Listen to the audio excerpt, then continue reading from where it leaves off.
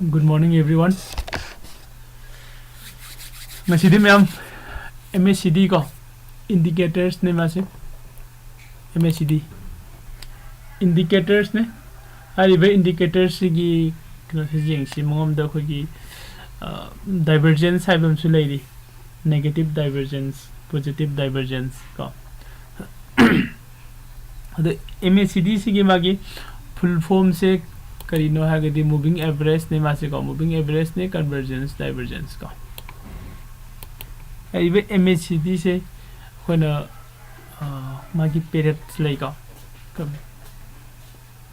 26 ki period duga 9 ki period ko adane lay hariba period ani sigi ngasai gi 9 day gi EMA ko ngasai gi MACD gi manung sita horen configuration se jeng minasi ko MACD gi manung sida ko gi 9 day gi EMA ma lay mase ko na signal line haga khangnai ko aduga atopa mana hariba ngasai gi sigi signal line se sisina ama 12 kano do 26 period ki sida ko kakthok kaksin tawrakanda my trigger sina duga hoi buy and sell gi no se entry point se thi raktuini ko ma ado ngasai gi khoina no se id MACD oidori ba 26 period ka amasina 26 period se means day gi oiba jai natraga nangi time frame dugi matungina ko ado hoi direct kano da Zerodha gi kano da changse account da ko to magi MACD gi trigger gi technical ko asagi signal du ne 9 period ki do sisina cross above kanada cross tawdu no MACD sida ko MACD sida above chalab ado itadi kona buy gi signal phangane lawgani atopamna crosses below ko makhada cross tawraga na koina sell gi signal phangane lawgani ko ado MACD se koi ga kanada changa jengmina se ko of login di tawram bani ado yari bara yata bara khangdari jeng asi ko myam sida ei screen se flow helake yaram to mandita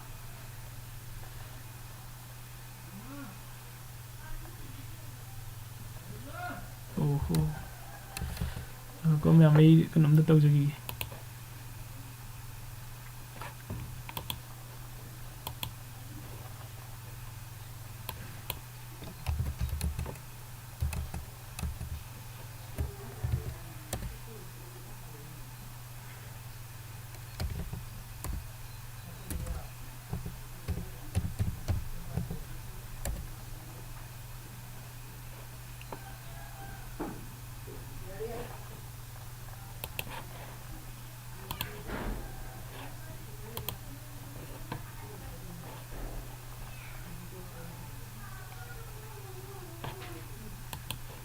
login thamba ka ho re ngasai ko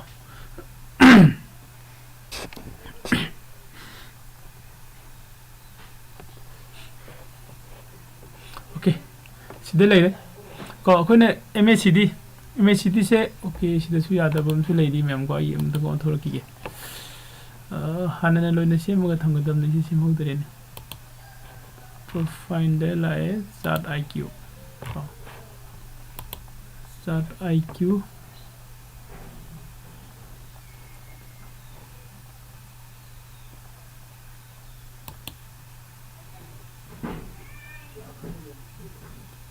net se khar slow chale natang I view ko na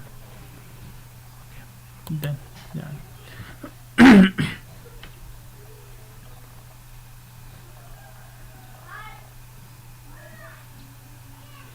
okay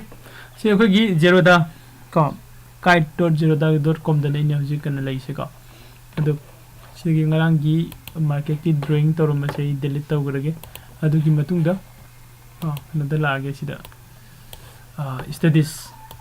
status ta sanga ga koi MACD hapsi MACD ko mase tenone koi indicators ni ko indicator ne MACD haba kanda mayam su urmani makha da thore ko sida isine MACD hai indicator ne साइसिदा अखोन हजिक येंगिबा signal हाइबा मगा MACD हाइबा मगा लैनद्रा दो सिगी कनो सिदा लाक्सी सेटिंग सिदा को सेटिंग दे ला कांदा सिग्नल सिना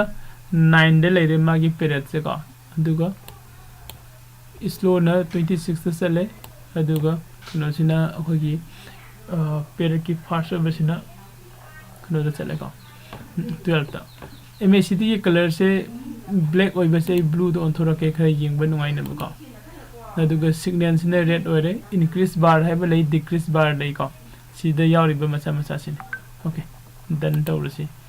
को दुगा ई स्क्रीन से खरा साउथ होलके यारी को मैम अदु हजि सिदा येंगसी ngसाइगी सिगी MACD को MACD ओरिबा ब्लू लाइन से सिदा रेड लाइन सिना ट्रिगर तौरगा मीन्स कग चतुइनि कग चतुइनि अदु MACD सिदा रेड सिना क्रॉस तौरबा अबब द क्रॉस अबब तौरगा दि खोइदा बाय की सिग्नल से फंगने हाइबनि को अदुगा MACD सिना अमुक को क्रॉस को बिलो तौबा मखारोम द कक्थरकबा को येंगसि स्वाइद यारंगनि सिदा मथक का खले और सिना मखारोम दगा सिना मथक का खले सिदा वो मखादम कथरे को सि सिग्नल सिना मलक सिदा का मथलोम द हाइगलकपा नट्रेगन सिग्नल सिना का मखारोम द कुमथरकपा को सिदा खोगी एंट्री से येंगदुनि खोना को अदुगा सि खक्तंग द खोनि एंट्री से येंगबा यादे चार्ट सु येंगनी नत्रा चार्ट सु येंगनी कनागुमना अतोपा इंडिकेटर सु सिनरगदी हेन बेटर होगनी नत्रा अदु जस्ट सिदा कोई एग्जांपल ने येंगसे साइगी सिगी ब्लू रेड नको का ई सेटिंग द उंत से उंत रुंग उंत सिग्नल ने अदुगा सिन MACD ने सुमे ओके सिगी सिग्नल सिदा ब्लू से MACD सिना को क्रॉस ओवर कनो तौबन अबब तौबा हाइब्रिनरा माने मथक तक का अगा काखला अगदी कोने येंगदु से कइनो बाय की एंट्री ने सिगी लैरिबा पॉइंट सिदा असगी ब्लू से मखादा चलुरे टच तौरे अदुगा सिदा रेड सिदा का अगा हाइगले सिगी हाइगलपगी पॉइंट से सिदा MACD नदी असगी मागी एंट्री तौबगी पॉइंट से स्वाइदा यारने हाइबने को अदुगा सिदा MACD की कनो सिना सिदा एंट्री तौबा यारने हाइरे अदुगा तोपमना सिदा इंक्रीजिंग बार डिक्रीजिंग बार हाइबम सु यावरि नत्रा सिदा ग्रीन कलर रेड कलर ओरिसे सिगी डिक्रीजिंग बार से इंक्रीजिंग बार सिना मो हाइर सु सि इंक्रीज ओरकपनिना नंगी को सिदा सु माना एंट्री तौबा याबगी कंफर्मेशन दुने पिरेसे को तोपमना कैंडल द सु येंगसे खोइना को कैंडल द सिदा एंट्री तौगद्रा तौरो सिदा सु तौरो नत्रा सि कैंडल अहुम सिदा एंट्री तौरो एकदम द एंट्री तौबा याय मरी सुबह कैंडल सिदा एंट्री तौबा याय को जस्ट इमेजिन तौबदा मरी सुबह कैंडल सिदा एंट्री तौबा याय को अदुगा मखादा कोन MACD दगी कंफर्म नंगी इंक्रीजिंग बार दगी येंगगसु ग्रीन दनी हेंगलाइस नत्रा अतोपा हमने MACD साइगी सिग्नल सिदगी कागा मथलोम द हाइगलै को सिदै दुदी सिदै एंट्री तौबा यानि नत्रा अदुगा नहांगे खोइना कोगी रिजेक्शन जोन हमसे तमगी को अदुगा कैंडल की फॉर्म दसु खरा म तम गरे अदुगा तम दसु यावरि नत्रा अदु सिगी रिजेक्शन जोन की येंग कांदा हाइरिबा मफम से सिदगी माना हाइगलैसी जोन गुम्बा लैब्रा हाइबसु अखोइ चेक तौबा याइ नत्रा हाइदि डिमांड जोन सप्लाई जोन एनी कोगी कनो गुम्बा से पिवट पॉइंट हापसिलके जिंगसिको पिवट पॉइंट यो मखादा लागा पिवट पॉइंट टच तौरगनि माना कारै सिनत्रा ओके अदुदि अखोइ रिजेक्शन जोन दगी को मार्केट सिना को मसागी मार्केट के ट्रेंड से सिगी कनो सिना कोगी करीबा सपोर्ट को सपोर्ट नट्रगा रेजिस्टेंस सपोर्ट एंड रेजिस्टेंस को support si da touch tawramaga kakhale sida I buy gi entry di yarabne confirm oirabne ba ko sida confirmation ama lawre second confirmation aina sida gi MACD se agi signal dagi cross tawraga mathalomna kakhale third signal da agi decreasing increasing bar se green oiraga hengalai ko ade si candle si natraga sida entry tawba yare natra so na tawraga ko ne MACD da comment tawraga entry tawgadagi hache ko yengba yagani ko okay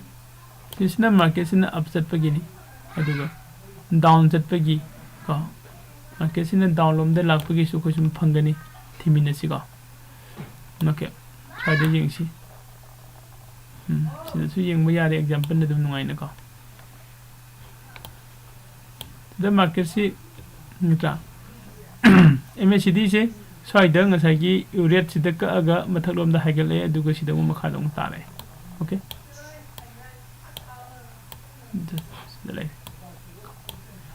sida mana market se hagel luraga ko sida ka aga sida tare ai kadai danu entry low du se ka aga hydra pi side ai entry low bodi yare ba sida gi we can then ohum natraga ohum suba side gi ko ohum mari suba sida gi hena confirmation ore mari suba sida gi low bo yare ai confirmation sida low se kaino first one da ko sida gi ai signal sida ngasagi MACD sina ka aga makharom da haide gare atopamna ko egi kana se makhada ko gi decreasing bar ko decreasing bar se sidagi down laga rate se makhada kum gare sima so confirmation obi jai ko lai da atopamna ko na candle da analysis tawra aga su hairiba mafam se si mafam se jingsi ko si mafam se line number je ke ma'am ko sida laire no adi sida mana test tawriba mafam se supply zone oiduini ko supply zone karma matangi supply zone somna kanda yauri ko ma'am sida that 26 ta lagiba zone ne hariba zone se ngasima ka khalaga test tawrubane sigi test tawruga haidarakwa haidi seller oine entry tawba yare haibagi yabagi chance ne pi reise sigi seller oine entry tawba yabagi chance pi ko mafam se sida agi MACD dei su confirmation loksin bane ko MACD dei su confirmation lawraga entry tawba se koi sigi candle 1 to 3 MACD gi jengaga di candle ohum suba sida ge entry taw yare ko candle ohum suba sida ge entry taw yare kadai bo ai leiba yai ko sigi MACD sina makha da salaga magi sida U turn haidi effect turn number lawrak pase sum tara maga sida kitang khak straight order pase sai matam sida MACD dagi confirmation se lawbo yare exit tawbugi ko candle su yengbi sum lae duga sida magi support amamu leirame support se touch tawraga haigalakpagi ma hore sai dai exit tawbo yare natraga stop loss thamgi bachari ko aduga igi increasing bar decreasing bar dasu ngasanga si dai decreasing bar oiraga lambadagi di sigi turn hape lakpa sida ma se increasing bar hogore ko so na sai tawraga khoina MACD haribe indicator se use tawbo jai khogi confirmation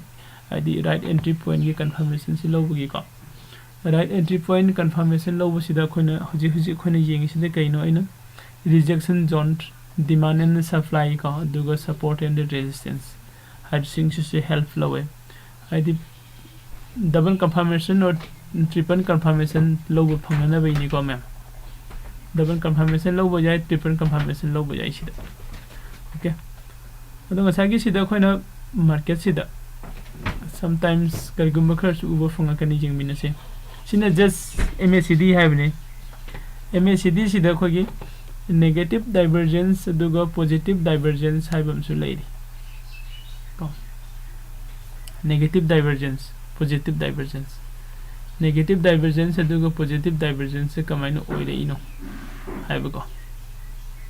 okay mathaki kano se akogi statistic hapchiliba pivot point se lokhoke ko aduga sida akogi kano myam drawing tawgiba sing su clean tawthose adugi matung da yengse negative divergence aduga positive divergence kadai de lege negative divergence positive divergence hai se karino haragadi suppose market se karigumba matam da kamai to ge market sida akogi market ke trend se na up to chatpa ko aduga MACD sina down lom da lakku matang jawi ko market ke trend sina ko je kan da market ke trend sidi up to chali ga hai aduga MACD sina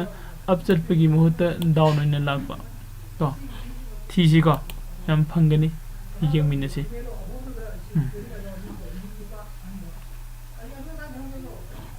market ke trend na up to chatpa aduga MACD na down the pirapa natragana market na down the chatpa MACD na up to chatpa ko okay so ida hai paging si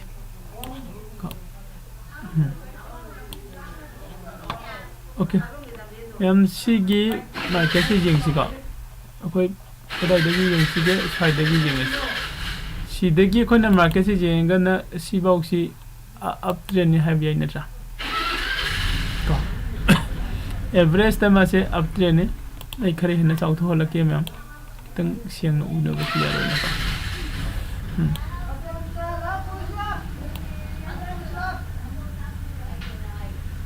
si dagi na market se sai bo hai si ko si up trend ni na tra myam ni draw ta wi se ma na chale se up ne ba aduga MACD da di MACD da mo draw to si ko myam MACD da draw to si MACD da na ina sidagi horage ka sidagi horaga draw to re kadai ba asigi mapa si ba sigi mapa si ba draw to rodi yengu myam asan kai di kai do me market sin di akogi trend line ko market ki chart se market ki chart sin up chale ko MACD su up ni market ke chart na down da chale MACD su down ko okay MACD se market ka lona dum chale beloina matam khuting mak adu sisida akoina divergence haiba malai divergence se kamaina khangge hairagadi market ki magi kana se market ke trend sina up to chala ku matam da market ke trend sina up trend da waraga MACD sina down chatpa ko tisumane lagadi होने खंगदु से कइना का market से down the lakh बया बगी chances लाए है बगी signal दुनि बसिगी MACD divergence है नपि रैसे को MACD divergence the negative divergence है बलै अदुगा पॉजिटिव डाइवर्जेंस है बसु लै को म्या या positive divergence negative divergence positive divergence negative divergence से होजिक अखोने सिले येंग सिले नेगेटिव डाइवर्जेंस ने आइदि market te up ne MACD sina down on the lap ne negative means signal se makharam de lak da hai ni ko adu CC gi position huji lai di position se CC da khona se thiba ma changi na tra ai gi divergence se kadai de lai bano na negative divergence se kadom de lai di no aduga ai kadai de ne kadai bo si lak ba ya ba gen thiba ma changi ko adu si thiba si gi mohta khona Zerodha ki chart se seasonal kanda kogi indicators sama ko MACD divergence hai na indicators sama ko masagi jaujira me ko e sidagi lorake MACD divergence MACD divergence MACD divergence lora kanda jingsi mem sagi sida akoina drawing tawri se ko drawing tawdana masana hana draw tawraga thoksare ko adudei khogi hana ina habamba simple MACD se lokthoge ko si lokthosi sagi aina MACD divergence na kana reason kari no kanda aina sida market se koi thiru bagi muhutta aidi divergence kada ide lai bagi na thi bagi muhutta ko mana hana pijare masan biko sidagi na si boxing e mana natra sukai de ina si boxing aduga marak ta su am su jawri hairi sidagina swai box se matek amadum haidhabagi ko adu swai da su yengsi sida su mana positive divergence pidi ko sida su negative divergence pidi adugo sida positive divergence am yengsi ko mana sida positive divergence pidi basida okay sigi positive divergence jem ko ma'am market se mana sida higher se sida positive divergence lak to re high bani means market se uplom da lak to re high re ni MACD high re ko sigi MACD na mathak lom da lak to re high se summi or lale se koi jing se ko kadai da no mana pi re se sigi mapa sida gi na sibau ki jing over market down trend in tra MACD di sida gi na sibau di up ne basali se kuna positive divergence jeng badana makhada singani line se ko negative divergence jeng buna MACD mathak da singani ko aduga asagi high river condition sida market se sida ni sibau se jeng buna down ne sida ni sibau MACD dana up lai adi opposite lai opposite direction ta amana down lai na up lai sida MACD na up la ko matam sina koina positive divergence hai si la agadi कोई entry से हमको येंगनी नट्रा entry से कदाई कदाई दे confirmation लो वो यारे को entry confirmation से कोई ना मतलब खुदिंग वक्त कोई की जोन जिन से येंग बता का होएगा नेगेटिव कना से कोई की सपोर्ट जोन डिमांड जोन नट्रा कना कोई की करीब डिमांड एंड सप्लाई का कनो का सपोर्ट रेजिस्टेंस का अनी से का सिगी मफम जे सपोर्ट रेजिस्टेंस की लेरम सुयाई नट्रगा डिमांड सप्लाई द तारंब याई को अनि दुमर का तारंगनी से कनो हसल के पिवट पॉइंट को पिवट पॉइंट ओके ए सिदा पिवट पॉइंट हसले यंगो मैम सिदा असागी सपोर्ट अमदगी हेंदोरगा मथंगदा सपोर्ट अमदने माना टच तोगे तौरैसे को ओके सी जौदरे खलसिको लौथोखरगे पिवट पॉइंट से लौथो अदुगा हाइरिबा पॉइंट से कोइना कनो ददी अतोप डिमांड जोन गुम्बा ता लेब्री यंगो लेरंगनी खरा सांग चलगा को सी मफम सिदा ओके सिदा 15 मिनट्स तई थमके सिदा हन ड्रॉ तौरंगे को साइड ड्रॉ तौथो मंत्र खरा हंदरगा 15 मिनट्स त थमसे कितंग हाइदी कैंडल से खरा याम उननबको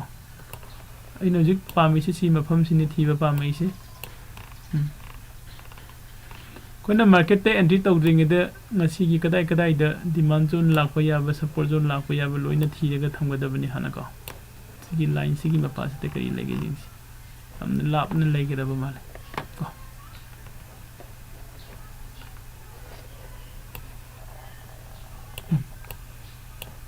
सोइदन नट्रंग साइ माइ पॉइंटेड रोय गैसे मखादा मार्केट की ओपन तौरखिबा मफम ने को इदि जोन नमा सिदे खितंग हंदरा कांद सिदे जोन फंगेबा को सिगी जोन सिने माना आदा आइदि टच तौरगा हाइगलैसे को ओके अदु सिदा साइ कोने एंट्री पॉइंट से थिरक्तिसे कोई फर्स्ट MACD divergence ना हाइरे सिदा positive divergence ले रहे मार्केट से up trend of the lakh पर या बगी चांसेस ले रहे हैं ना को सिदा positive divergence को अदु माने सिदा positive divergence भी रे अदुगा अइना मुको मु एंट्री पॉइंट से कोई डबल कंफर्मेशन फंगना ना बुखो न रखतु सिना कदाई कदाई दनो अगी कैंडल स्टिक तो संगगा चार्ट के एनालिसिस तौबम से संगे को चार्ट येंगनी चार्टगी आई एंट्री तब यारब्रा नटर यादरिब्रा को लेदि नंगी इंक्रीजिंग बार कमेंट तौरिबा खोलिबा लोइना द पुल अप से येंगाबा मतुंग दई अप ट्रेंड दे एंट्री तब यानी ओके यानी को साइन तौरगा खोना MACD divergence the negative divergence हाइबा मा पॉजिटिव डाइवर्जेंस हाइबा को MACD द खोना अमुका रिपीट तौरमगे नेगेटिव डाइवर्जेंस हाइगदी मार्केट सिदी मार्केट नदी अप त लाखपा अदुगा MACD ना डाउन द लाखपा सिदा कोई नेगेटिव डाइवर्जेंस थोए को अदुगा पॉजिटिव डाइवर्जेंस हाइगना मार्केट नदी कनो the down da lakpa aduga MACD nadi up ta chatpa haibudi sida ikhar chingkhalake ko ma sida yengje market se MACD se afni lai se ka aduga market ki yenguragadi down ne bulai okay sida si laaga ma sida matek ama up chalami ko sida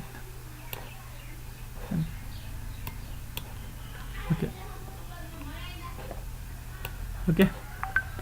fare dadi ma'am punna discussion namung tominere se tom Google Meet ta ilage ko masigi class e no se swaida sum loisilage to kana gumba kana si koi kare da discussion award yawning bu ko hana na khangdriba video si hana yengba mi yawragadi ko kogi makha sida